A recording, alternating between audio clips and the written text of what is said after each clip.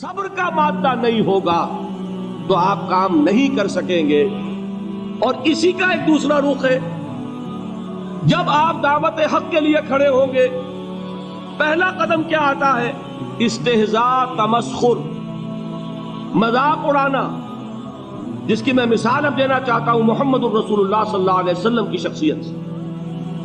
دیکھیے ہم کیا اور ہماری بساط کیا، ہم کیا مبلغ ہوں گے، کیا داعی ہوں گے، ہمارے اپنے دامن پر داغ ہوتے ہیں، لیکن یہ کہ محمد الرسول اللہ کے دامن پر کوئی داغ تھا؟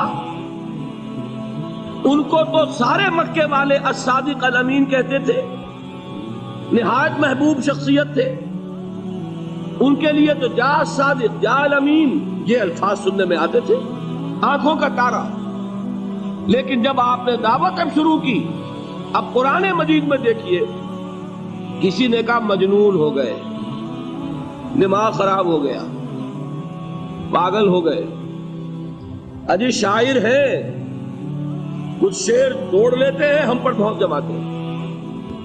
کسی نے کہا ساحر ہے، کچھ جادو سیکھ لیا. یہاں تک کہ ایسے بدبخت بھی پیدا ہوئے قرآن میں ہے، ساحر کذاب، سحر کرنے والا جادوگر نہایت جھوٹا. یہ الفاظ کہے جا رہے ہیں کس کی شان میں؟ محمد الرسول اللہ صلی اللہ علیہ وسلم.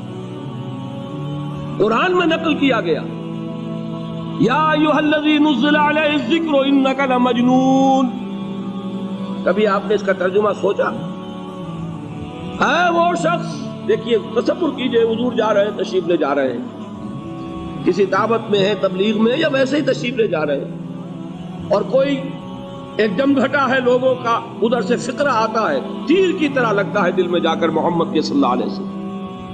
اے وہ شخص جس کا یہ خیال ہے کہ اس پر کوئی ذکر نازل ہو رہا ہے، ہمارے خیال میں تو تمہارا دماغ خراب ہو گیا. یا ایھا الذی نزل علیہ الذکر انک لمجنون، کہا کہ نہیں کہا؟ اور یہ نہ سمجھیے کہ حضور صلی اللہ علیہ وسلم کے قلب مبارک کو تکلیف نہیں ہوتی تھی. میں قرآن سے ثابت کروں گا، میں کہیں کوئی کہانیاں بیان نہیں کرنا چاہتا. قرآن نے کہا ہے وَلَقَدْ نَعْلَمُ أَنَّكَ يَضِيقُ صَدْرُكَ بِمَا يَقُولُونَ. اے نبی ہمیں خوب معلوم ہے صلی اللہ علیہ وسلم کہ جو کچھ یہ لوگ کہہ رہے ہیں اس سے آپ کا سینہ پھنچتا ہے، یہ جو گھٹن ہوتی ہے، صدمہ ہوتا ہے. انَّكَ يَضِيقُ صَدْرُكَ بِمَا يَقُولُونَ، ہمیں خوب معلوم ہے کہ جو کچھ یہ باتیں آپ کو سننی پڑ رہی ہیں، یہ کڑوی کسیلی باتیں، یہ جو فقرے چست ہو رہے ہیں، استہزاء ہو رہا ہے، تمسخر ہو رہا ہے. سورہ ہجر میں ہے، ایک جگہ کھڑے ہوئے لوگ قرآن کا مذاق اڑا رہے ہیں، بھائی فلاں آیت تم لے جانا، فلاں آیت میری ہوگی، اس کے ٹکڑے کر رہے ہیں، اس کے ٹکڑے حصے بکھرے کر کے قیمہ بنا کر ان آیات کا تمسخر اڑا رہے ہیں. ایک جگہ قرآن مجید میں مذکور ہے کہ فرشتوں کا مذاق اڑ رہا ہے.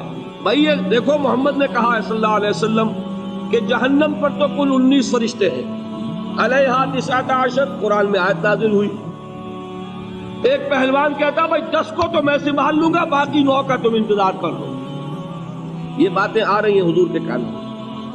کلام الہی کے ساتھ کیا سلوک ہو رہا ہے، مجھ پر کیا فقرے چست کیے جا رہے ہیں، مجھ پر جس طریقے سے استہزاء اور تمسخر کا رویہ اختیار کیا گیا ہے، دل بھج رہا ہے، دل میں صدمہ ہے.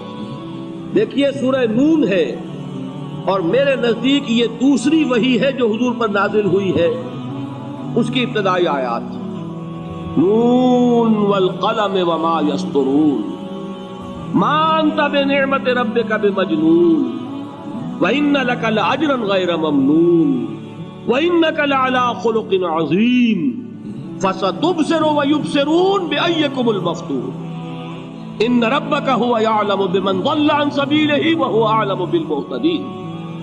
نون، قسم ہے قلم کی اور جو کچھ یہ لکھتے ہیں.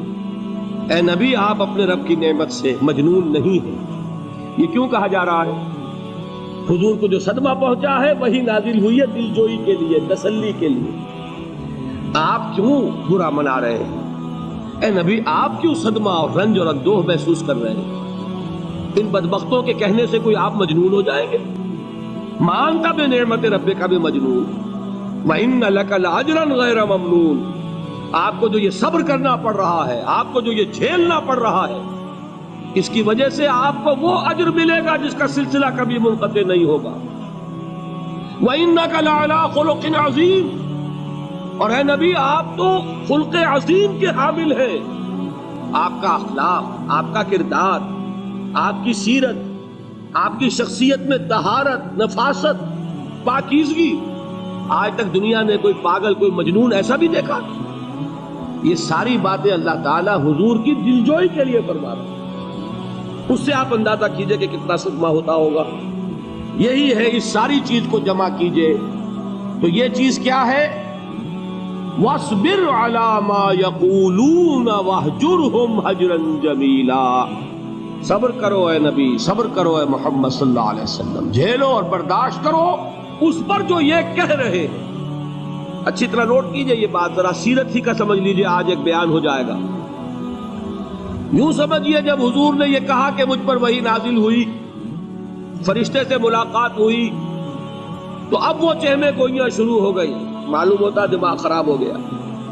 دیکھیے ہم نہیں کہتے تھے یہ جا کے غار حرا میں بیٹھتے ہیں، کئی کے دن رہتے ہیں، بھوکے رہتے ہیں، وہ خشکی چڑھ گئی نا. آخر یہ جس طرح کی باتیں دنیا میں آج ہوتی ہیں اسی طریقہ کی باتیں ہوتی ہیں. عتبہ ابن ربیعہ ایک مرتبہ آتا ہے، کیونکہ قریش کے بڑے لوگوں میں سے تھا، تو قریب آ کر بڑی اپنائیت کے ساتھ، بڑی شفقت کے ساتھ، بڑے بزرگانہ انداز میں کہتا ہے بھتیجے، حضور سے، بھتیجے اگر واقعی کسی بد روح کا سایہ ہو گیا ہے تم پر، وہ آسیب آ گیا ہے تو مجھے بتا دو. میرے بہت سے عاملوں سے تعلقات ہیں، میں کسی کو بلا کر یہ تمہاری بدروح دور کر دوں گا. اب آپ سوچئے کیا بیتی ہوگی حضور کے دل پر. یہ وہ کیفیات ہیں، اور یہ نوٹ کر لیجئے 4 برس تک یہی شکل رہی. مخالفت اسی نوع سے ہوئی ہے جس کو کہتے ہیں فزیکل پرسیکیوشن، جسمانی تشدد. وہ پہلے 4 سال نہیں ہوا. اس کی وجہ کیا ہے کہ در حقیقت جب بھی کبھی کوئی ایسی دعوت اٹھتی ہے، اب مجھے اجازت دیجئے میں ایک لفظ انقلاب یہاں استعمال کر لوں، انقلابی دعوت. کل میں نے کہا تھا نا، ایک ہوتی ہے خالص مذہبی تبلیغ، ایک ہوتی ہے انقلابی تبلیغ. مذہبی تبلیغ کی سب سے بڑی مثال عیسائیت کی تبلیغ، اور انقلابی تبلیغ کی سب سے بڑی مثال اشتراکی تبلیغ. میں باہر سے مثالیں دے رہا ہوں، اندر سے نہیں دینا چاہتا. آگے یہ کہ ہی قدر گفتے باقی فکر کن. آگے انسان اپنی عقل سے کام لے، سوچے، غور و فکر کرے. تو یہ انقلابی تبلیغ تھی محمد الرسول اللہ صلی اللہ علیہ وسلم. اور انقلابی تبلیغ کے اندر یہ بات جان لیجئے کہ پہلا رد عمل جو ہوتا ہے معاشرے کا وہ یہ ہوتا ہے کہ کوئی ایسی بات گھبرانے کی نہیں ہے. ایک آدمی کا دماغ خراب ہو گیا ہے اور کچھ سر پھرے قسم کے چند نوجوان اس کے ساتھ ہیں، ایسی کیا بات ہے گھبرانے کی؟ مشت خاک ہے، بس ان کو چٹکیوں میں اڑاؤ.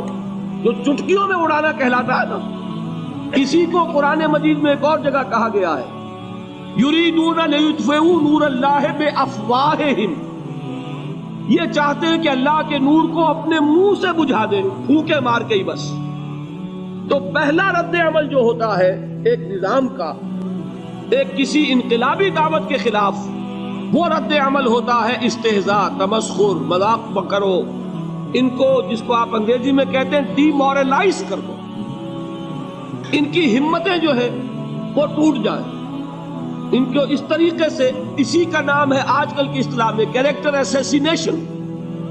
ان کی شخصیتیں جو ہیں ان کو داغدار کر دو، ان کا اعتبار ختم کر دو، ان کا استہزاء کرو، تمسخر کرو. اور یہ میں آپ سے عرض کر رہا ہوں اس وقت ایک گونا فخر کے ساتھ اور اللہ تعالیٰ کا شکر ادا کرتے ہوئے کہ میں نے جو کام بھی کیا ہے اس وقت پاکستان میں، آپ نے اخبارات میں دیکھا ہوگا، بڑا دقیانوسی مولوی ہے. بیگمات کا رد عمل جو ہوا وہ آپ کے علم میں ہوگا. بڑے جو یہ جدید ہمارے روشن خیال قسم کے جو صحافی ہیں، اگر کہیں آپ نے پڑھا ہو جس طرح استہزاء ہوا ہے، جس طرح مذاق اڑایا گیا ہے، جو الفاظ استعمال کیے گئے ہیں، وہ میرے نزدیک بہت بڑی سند ہے جو اللہ کے ہاں جا کر پیش کروں گا. کہ اللہ تیرے دین کے لیے میں نے اپنے گھر سے کوئی بات نہیں کہی، میں نے جو بات کہی وہ جو شریعت محمدی کی بات ہے وہ کہی۔